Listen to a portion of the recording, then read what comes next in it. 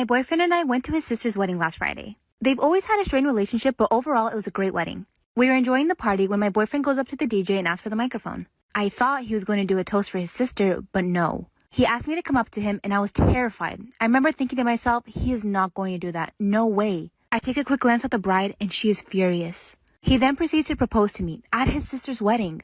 Everyone was cheering for us, but his sister just looked like she wanted to cry. I didn't know what else to do other than say yes. I was crying, but not happy crying.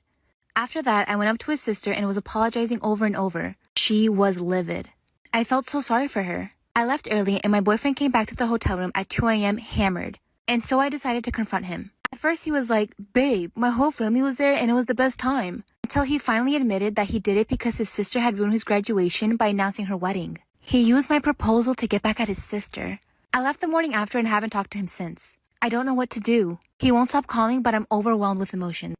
I've always had a good relationship with my mother-in-law up until I was pregnant. My husband's side of the family hasn't had a girl born in the past 100 years. So when everyone found out I was pregnant with a girl, no one believed me. Everyone was so shocked when it was announced that most of them denied it up until the moment she was born. And that's when the horrible comments started. Whenever my husband wasn't around, my mother-in-law would make snarky comments like, "I wonder where she got that nose. It's definitely not my son's." I never told him and let everything slide because she's older and she's my mother-in-law. But when I was pregnant with baby number 2, and yes, it was another girl, I told him to wait as long as possible because I know she wouldn't like the news. When she found out it was a girl, she started sobbing and screaming. She was calling me a whore and demanded that I get out of her house. "Those girls are not ours. She's a whore, a slut. My son did not make those girls." She looked at me and said, "I let you get away with it the first time. I took you in as family. I allowed my son to believe he fathered that brat, but I will not allow it again." My husband was yelling at his mom, and I got up and took my daughter and I ran to the car sobbing. I was a product of an affair between my mom and dad. My mom was already married and had a 1-year-old daughter. She wanted to abort me, but my dad begged her and paid her a hefty sum. She signed over all rights and I didn't see her for my 14 years of life. She recently contacted my dad saying she wanted to get to know me better, and he said it's entirely up to me. I was skeptical but decided to meet her. I've been talking to my mom's side for about 2 months when at a family gathering they all sat me down and said the reason they contacted me was because my half-sister was having kidney failure and was basically dying.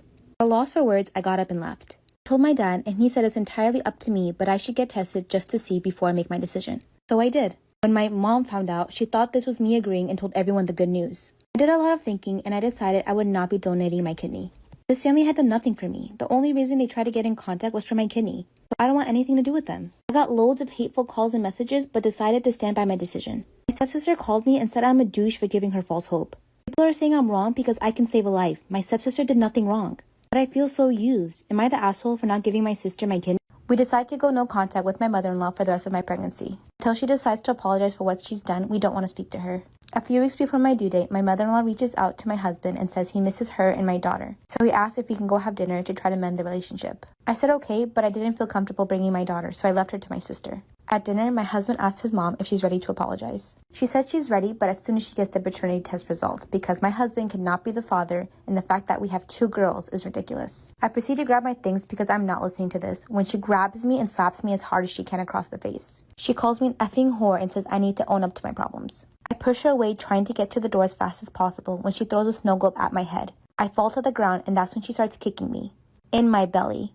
My husband pushes her off of me and she breaks 2 fingers, but takes me to the hospital where I receive 6 stitches. She then tried to press charges against my husband saying he assaulted her, but the hospital had more than enough proof to put her in jail. I sent her a gift in jail. The paternity results showing that her son is the father of my 2 daughters. Storytime. My parents found out that I was dating a white boy.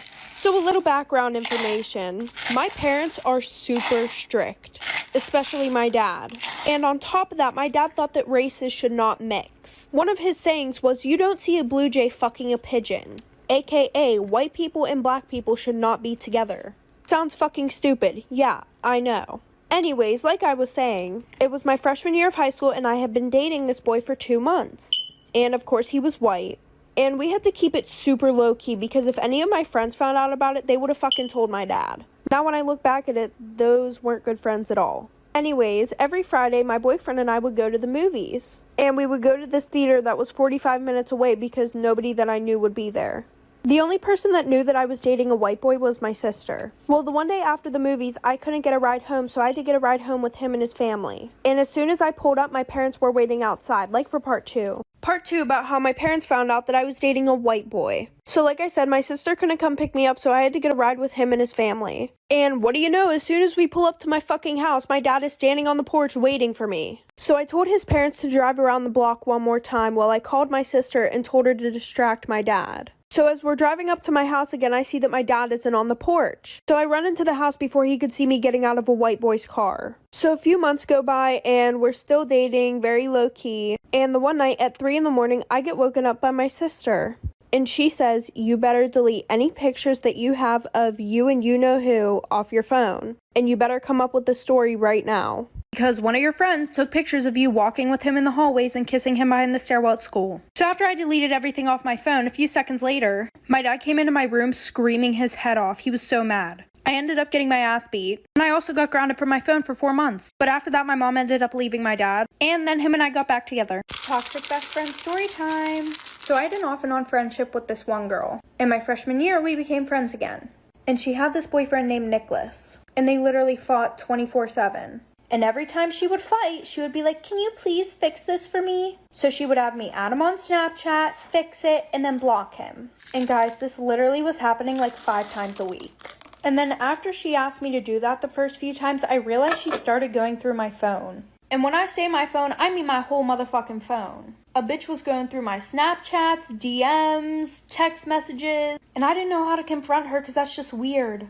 So the one day I was getting ready at her house because we were about to go out, and she was like, I'm grounded, can I use your phone real quick?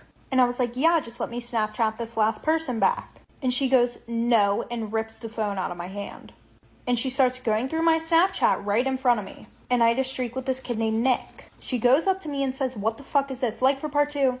Okay guys, I'm making the part 2 right now, and I'm literally laying in bed. I took off my makeup, and you guys have to realize that I literally do these videos at like 10 o'clock at night, and they get posted at like 1 in the morning, and then I go to bed at like 2.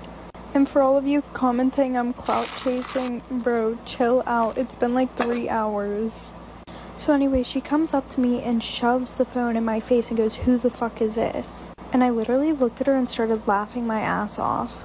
And she was like, what the fuck is so funny, Kaylee, blah, blah, blah. And I was like, go ahead, hold on the name. And she held on the name and realized it wasn't her fucking boyfriend.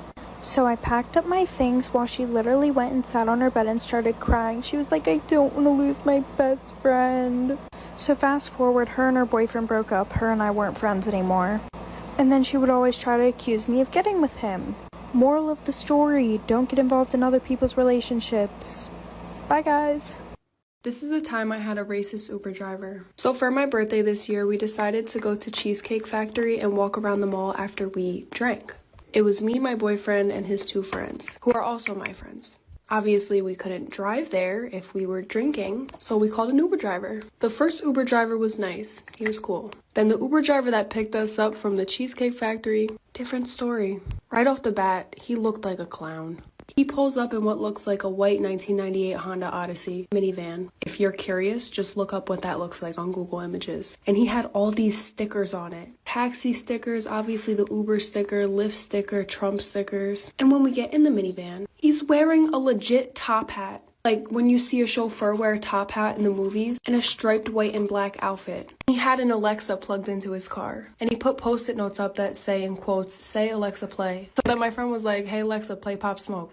I'm sorry, I really needed to give you this backstory, but like for part 2. This is the time I had a racist Uber driver part 2. So we were all bumping to Pop Smoke, and we were all teed, so we decided to mess with him. We started asking him random questions, like, oh, how do you like driving as an Uber driver? Or what's your craziest experience with Uber? So we get to chit-chatting, and then my friend Mike decides to like pretend that he was a drug dealer and starts bragging that he bought a brand new 2020 Audi with his dealer money, which he didn't, and he's not a dealer. And the guy's like, yeah, I've definitely had my fair share of drug dealers. And we were like, how did you know? Like, what happened? And he was like, I've picked up my fair share of black people. And I was like, excuse me, sir, what? What did he say?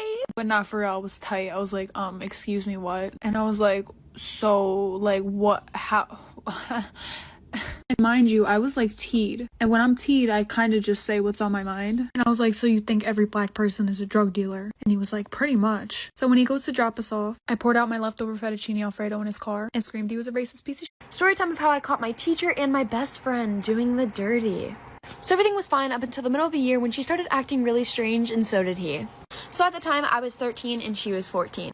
And I'm pretty sure my teacher was in his mid-20s or 30s. So basically, she's the type of girl who literally hates school and would do anything to get out of class. Then I noticed her getting early to class and not leaving until everybody else left. Then I started paying a little more attention, and he would always walk by her desk and slip her notes and candy and just weird stuff, and it was really, really strange to me. He also moved to her desk right next to his, which his was all the way in the back left corner of the classroom. He would also always make jokes with her, which I didn't really understand until I found out they were sleeping together. So on Friday, my mom messaged her parents asking if they could pick me up Monday because my parents were going out of town that weekend and I hated riding the bus. Well, I'm guessing she didn't know that I was going home with her Monday. So that Monday, I got into her mom's car and I asked her mom where she was. Her mom said that she was failing math and her math teacher offered to tutor her. This teacher was also brand new. I'm running out of time, so like for part 2. Here's part 2 of how I found out my best friend was sleeping with our teacher. So continuing on with the story, I told her mom that I've never seen him tutor somebody before. Plus, she told me her grades were sky high in that class. I ended up forgetting my pencil pouch, which had my keys to my house in it, so I had to go back anyways. And when I went back, the door was locked. And like he had something over it or whatever, but I could see under it because he didn't cover it all the way. And she was on his desk and he was kissing her or doing weird stuff. I knew her mom wouldn't believe me if I told her what I saw, so I just told her it was an emergency and she was in trouble. So we booked it back to the classroom. And at first we didn't see them, and then she seen a foot come from beside the desk. Mind you, we're peeking under it, so we couldn't really see much. She started banging on the classroom door and screaming. I've never seen her this mad. I was honestly terrified that I ran into a separate classroom. The teacher to this day, I'm pretty sure he's still in jail, and she is still homeschooled and grounded with no phone. We found out that he was married with 4 kids. Well, was married.